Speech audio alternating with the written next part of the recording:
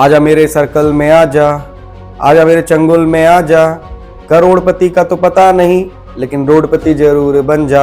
Welcome to येडी unfiltered. मेरे सभी भाइयों को येडी की तरफ से राम राम। आज भारत का हर बच्चा फैंटेसी ऐप का ऐड देख रहा है। ड्रीम 11 पे टीम तक आप ड्रीम 11 पे टीम बना और ड्रीम 11 जैसी फैंटेसी ऐप्स पे 49 रुपए लगाकर करोड़पति बनने का सपना देख रहा है। लेकिन मैं उन सभी युवा लोगों से कह देना चाहता हूं कि 49 रुपए में चूंटिया ही बन सकते हैं, करोड़पति नहीं। और सबसे बड़ा क्वेश्चन ये है कि क्या सच में ऐसी कंपनीज आपको करोड़पति बना सकती हैं या आपको बर्बाद कर सकती हैं? इतना ज्यादा बुरी तरीके से फंस चुका हूँ। अकाउंट में आपका पैसा नहीं आया है। नहीं, अगर 1 करोड़ लोग 49 रुपए का टूर्नामेंट खेलते हैं तो 49 करोड़ रुपए इकट्ठे होते हैं। और अगर एक विनर को 1 करोड़ रुपए दे दिया जाता है तो बाकी 48 करोड़ रुपए का क्या होता है? क्या आपने कभी ये सोचा है कि ऐसी फैंटेसी एप्स काम कैसे करती हैं और आपके इस एप्स में जीतने के चांसेस कितने % होते हैं? ड्रीम 11 एक टाइम पे ऐसी कंपनी थी जिसे फंडिंग नहीं मिल रही थी, जिसमें इन्वेस्टर्स इन्वेस्ट नहीं कर रहे थे। हर्ष जैन जो इसके फाउंडर हैं, उनको 150 इन्वेस्टर्स से ना सुननी पड़ी, क्योंकि इन्वेस्टर्स बोलते थे कि ये एक बेटिंग ऐप है, कि ये सट्टा ऐप है और ये कभी भी इंडिया से बैन हो सकती है। और लोग चौंकते तब हैं जब हर्ष जैन 78 करोड़ का घर खरीदते हैं मुकेश अंबानी के घर के सामने, और 2025 में 138 करोड़ का घर खरीदते हैं। अब आपके दिमाग में भी ये सवाल आ रहा होगा कि हर्ष जैन ड्रीम 11 से कितना पैसा कमाते हैं, भारत सरकार कितना पैसा कमाती है, बीसीसीआई कितना पैसा कमाती है। तो इस वीडियो को आप एंड तक जरूर देखना, क्योंकि आज मैं आपको फैंटेसी एप्स के बारे में डिटेल में बताने वाला हूं कि कैसे ये लोग कमाई करते हैं। चाहे आप जीतो चाहे आप हारो, लेकिन पैसा कोई दूसरा कमाता है। तो चलिए अब स्टार्ट करते हैं एकदम शुरुआत से। आनंद जैन जो कि जय कॉर्पोरेट लिमिटेड कंपनी के चेयरमैन हैं। इनकी company infrastructure, real estate, manufacture और फाइनेंशियल सर्विसेज जैसे सेक्टर्स में वर्क करती है। और यहाँ तक आनंद जैन मुकेश अंबानी के बहुत अच्छे दोस्त हैं। और हर्ष जैन जो कि ड्रीम 11 कंपनी के फाउंडर हैं, ये इन्हीं आनंद जैन के बेटे हैं। हर्ष जैन का बर्थ मुंबई में ही हुआ है और इनकी स्कूल की पढ़ाई इंडिया में ही हुई है, बट इन्होंने अपना बीटेक इलेक्ट्रिकल इंजीनियरिंग में अमेरिका की एक प्राइवेट यूनिवर्सिटी से किया है। और उसके बाद इन्होंने कोलंबिया बिजनेस स्कूल से MBA कंप्लीट किया। और MBA कंप्लीट करने के बाद इन्होंने ऑब्जर्व किया कि फैंटेसी अमेरिका में बहुत ज़्यादा ट्रेंड में है। लोग ऑनलाइन से लेकर ऑफलाइन तक फैंटेसी में पैसे कमा रहे हैं और बहुत ज़्यादा इंटरेस्ट रख रहे हैं। हर्ष जैन जब इंडिया वापस आते हैं तो वो देखते हैं कि यहाँ के लोगों के अंदर भी क्रिकेट के प्रति बहुत ज्यादा पागलपन है, बहुत ज्यादा इंटरेस्ट है।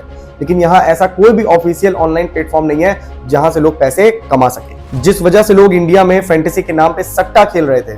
वो अपनी किसी एक टीम पे पैसा लगाते थे, अगर वो टीम जीत जाती थी तो उनका पैसा दुगना हो जाता था, अगर अपोजिट टीम जीतती थी तो उनका पैसा चला जाता था। अब मार्केट को देखते हुए हर्ष जैन अपने दोस्त भावित सेठ के साथ 2008 में ड्रीम 11 को लॉन्च करते हैं। ड्रीम 11 एक फैंटेसी स्पोर्ट ऐप है जहां आपको अपनी वर्चुअल टीम्स बनानी होती हैं रियल मैचेस के आधार पे। आपको वहां पर पॉइंट्स मिलते हैं। जो प्लेयर्स आपने अपनी टीम में लिए होते हैं, अगर वो अच्छा परफॉर्म करते हैं तो आपके पॉइंट्स बढ़ते जाते हैं। लेकिन ड्रीम 11 काम कैसे करता है, इसके पीछे की डार्क रियलिटी क्या है, इन सब चीजों के बारे में हम आगे वीडियो में बात करेंगे। लेकिन उससे पहले हम ये बात कर लेते हैं कि कैसे ड्रीम 11 एक वायरस की तरह पूरे इंडिया में यंग जनरेशन के पास पहुंच चुका है। ये मैं कर लेता हूँ, तब तक आप ड्रीम 11 पे टीम। ये मैं कर लेता हूँ, तब तक आप ड्रीम 11 पे टीम बना लो। ड्रीम 11 को शुरुआत में इतनी ज्यादा सक्सेस नहीं मिली क्योंकि इंडिया में ज्यादातर लोगों के पास इंटरनेट का एक्सेस नहीं। आगे चलकर 2012 में कंपनी ने फ्री टू प्ले मॉडल से पेड कॉन्टेस्ट मॉडल अपनाया। यहाँ तक बढ़ते इंटरनेट और क्रिकेट लोकप्रियता की वजह से ड्रीम 11 आज बहुत बड़ी कंपनी बन गई है। 2019 में ड्रीम 11 एक यूनिकॉर्न कंपनी बन गई थी और 2020 में IPL के टाइटल स्पॉन्सरशिप बनी। और आज ड्रीम 11 के लगभग 15 करोड़ से ज्यादा यूजर्स हैं। एक टाइम पर इस कंपनी के अंदर कोई भी इन्वेस्टर अपना पैसा इन्वेस्ट नहीं कर रहा था, ये बोलकर कि ये तो एक सट्टा कंपनी है, इंडिया के अंदर कभी भी बैन हो सकती है, क्योंकि इंडिया के अंदर सट्टा खेलना इलीगल है। लेकिन फिर भी इंडिया में ड्रीम 11 और माई 11 सर्कल जैसी कंपनीज ऑलरेडी चल रही हैं, जिनको फैंटेसी का नाम दिया गया है। अब ये फैंटेसी कैसे इंडिया में लीगल है, इस बात को समझते हैं। देखिए, पब्लिक गैम्बलिंग एक्ट 1867 ये एक पुराना ब्रिटिश टाइम का लॉ है जो कि सार्वजनिक रूप से जुआ खेलने या संचालित करने को अपराध मानता है। लेकिन इसमें एक चीज और है कि फैंटेसी जैसी चीजों को स्टेट अपने हिसाब से मॉडिफाई कर सकता है। इसमें 2 टाइप के तर्क दिए गए हैं, पहला गेम ऑफ चांस और दूसरा है गेम ऑफ लक। तो पहले लोग बात कर देते हैं गेम ऑफ लक के बारे में, मतलब कि ऐसा गेम जहां पे आपका कोई नियंत्रण ना हो, जहां पे आपका कोई कंट्रोल ना हो।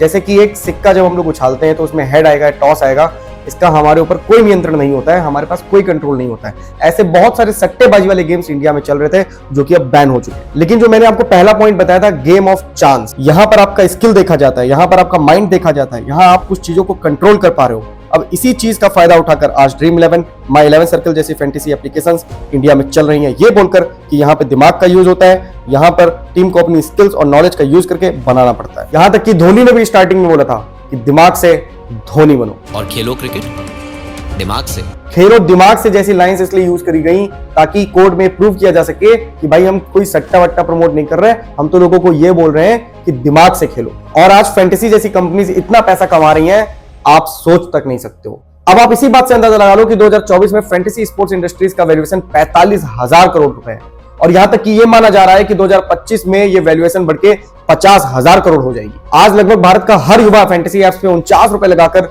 करोड़पति बनने का सपना देख रहा है, क्योंकि इन कंपनीज को बहुत अच्छी तरीके से पता है कि जिनकी जेब खाली है उनको लालच देकर झांसे में लेना बहुत आसान है। लेकिन आपको यह चीज समझनी पड़ेगी कि ऐसी फैंटेसी एप्स में चाहे आप जीतो चाहे आप हारो, प्रॉफिट किसी और का होगा। अब प्रॉफिट किसका होगा ये आप समझिए। इस मामले में सरकार से लेकर कंपनी तक ये बोलती है कि ऐसे गेम्स में आपको आदत लग सकती है, जो भी इंसान खेले अपनी जिम्मेदारी से खेले। इसका मतलब यह है कि पूरी की पूरी रिस्पॉन्सिबिलिटी आपकी होगी। अगर आपका कुछ लॉस होता है या उस लॉस की वजह से आप कुछ कदम उठाते हो तो वो जिम्मेदारी इन कंपनीज की या सरकार की नहीं होगी। ये सारी फैंटेसी एप्स जो 2 सेकंड का डिस्क्लेमर देती है कि ऐसे गेम्स में आपको आदत लग सकती है, आप अपने रिस्क पर खेलिए, इस पर कोई ध्यान ही नहीं देता है। लेकिन ये चीज कितनी ज्यादा खतरनाक है आप ऐसे समझ सकते हो कि ऑनलाइन गैम्बलिंग में बहुत सारे पैसे हारने के बाद एक व्यक्ति सुसाइड कर लेता है और वो अपने ऑडियो नोट में ये बताकर जाता है कि गैम्बलिंग, बेटिंग, फैंटेसी जैसी चीजों से यंगस्टर्स को या लोगों को बहुत दूर रहना चाहिए, जिससे कि उनकी लाइफ सेफ रहे। बैंगलोर में भी 2 लड़कों ने गैम्बलिंग के चक्कर में ही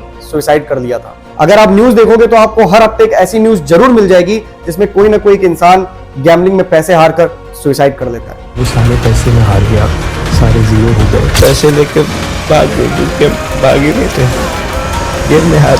अब चलिए बात करते हैं कि फैंटेसी एप्स काम कैसे करते हैं। देखिए इसमें अलग अलग तरह के टूर्नामेंट्स होते हैं, जैसे कि बास्केटबॉल का अलग टूर्नामेंट हो गया, क्रिकेट का अलग टूर्नामेंट हो गया, मतलब कई सारे टूर्नामेंट्स चलते हैं। अब देखिए मैं एक एग्जांपल के जरिए आपको समझाता हूं कि जो 49 रुपए वाला टूर्नामेंट होता है, अगर उसमें 1 करोड़ लोग ज्वाइन करते हैं तो सबसे पहला फायदा क्या होता है। जिन 1 करोड़ लोगों ने 49 रुपए लगाए होते हैं वो पूरा मैच देखते हैं। क्यों देखते हैं? क्योंकि भाई वो देखना चाहते हैं कि वो जीत रहे हैं कि हार रहे हैं। अब जो वो पूरा मैच देखते हैं तो भाई जितने भी एड्स दिखाए जाते हैं उस प्लेटफॉर्म पे वो भी देखते हैं। तो स्वाभाविक सी बात है, जिस प्लेटफॉर्म पे एड्स चल रहे हैं वो बहुत सारा पैसा एड दिखाकर हम लोगों से कमाता है। अब किसी एक व्यक्ति ने 49 रुपए लगाए हैं तो उस व्यक्ति से कई सारे तरीकों से पैसा कमाया जा सकता है। अब सबसे पहला तरीका मैंने बता दिया, एड रेवेन्यू से। अब दूसरा तरीका क्या है? मान लीजिए कि आपने लगाए 49 रुपए एक टूर्नामेंट में और आपकी तरह 1 करोड़ लोगों ने भी लगाए होंगे। हालांकि ये नंबर बहुत ज्यादा होता है, 1 करोड़ से बहुत ही ज्यादा लोग खेलते हैं इस टूर्नामेंट में, लेकिन हम एग्जांपल मान लेते हैं। तो सोचिए 1 करोड़ लोगों ने 49 रुपए का टूर्नामेंट ज्वाइन किया तो टोटल 49 करोड़ रुपए कंपनी तक पहुंच गए। उन 49 करोड़ में से पैसा बंटता कैसे है?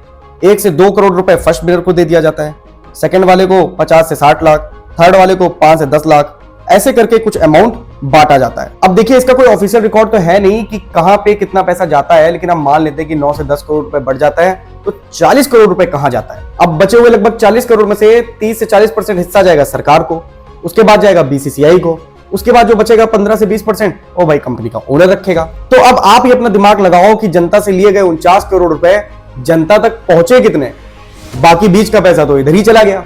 अब कहानी यहां नहीं खत्म होती है, एक और तरीका है जिससे सरकार पैसा कमाती है, जिसका नाम है टैक्स। अब जिस इंसान ने 1 करोड़ रुपए जीता होगा उसको टैक्स भी तो देना पड़ेगा, तो लगभग 28 से 30% टैक्स पड़ता है, तो उसको 70 लाख ही मिलते हैं। तो सरकार यहां से भी पैसा कमा रही है। 1 करोड़ में से टीडीएस वो टैक्स वगैरह काट करके टैक्स काट गया था 30 लाख रुपया और उसके बाद से 70 लाख रुपया मिला। अब कुछ बचकाने लोग ये सोच रहे होंगे कि 70 लाख तो मिला, और वो ये भी सोच रहे होंगे कि वो 70 लाख पाने वाला मैं भी तो हो सकता हूं। लेकिन मेरे भाई आप इतना समझ लो कि इस चीज में नंबर 1 आने का उतना ही चांसेस है जितना एक दिन की पढ़ाई करके यूपीएससी क्लियर करना। अब ये वीडियो देखने के बाद आपको कहीं ना कहीं समझ में आने लगा होगा कि ये फैंटेसी एप्स हम लोगों को बेवकूफ बना रही हैं।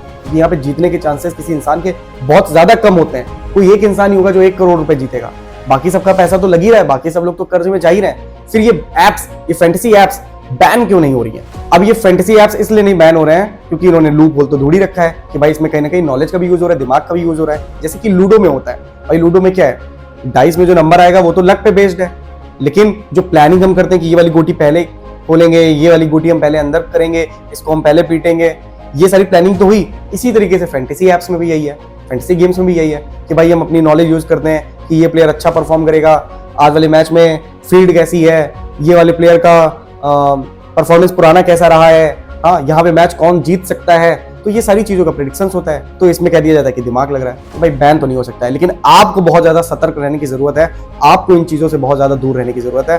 बाकी आप कमेंट सेक्शन में अपनी राय जरूर देना। अगर आपको मेरी वीडियो अच्छी लगी हो तो चैनल को सब्सक्राइब कर देना, शेयर कर देना। मिलते हैं, बाय बाय।